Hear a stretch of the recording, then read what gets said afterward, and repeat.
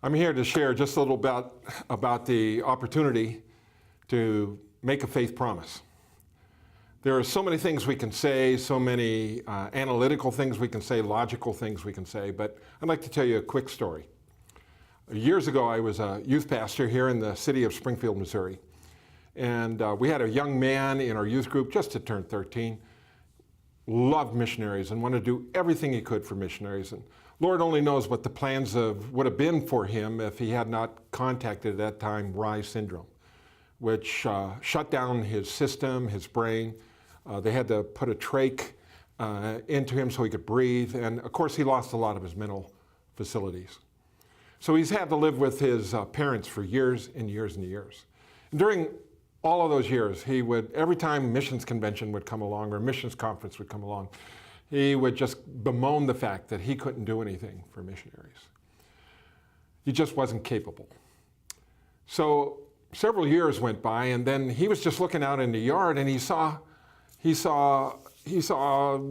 walnuts falling off the trees that were in his yard. And he just had a little idea, and with the capability he had, he went and gathered all those walnuts up and put them in the garage and had them in bags. And he said to his dad, he said, can we try to sell these? So they went to a local store and sold those walnuts.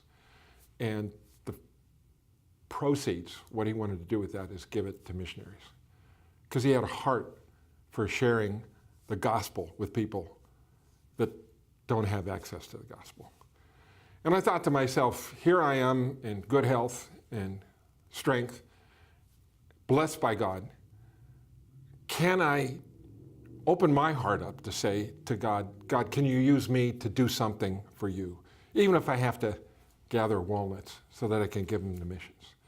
I just would encourage you in your life, in your walk, in your journey with God, that you stretch your faith. Don't look at your pocketbook. Don't look at your bank account. Don't look at your assets. Look to God and say, God, how can I be a part of the kingdom?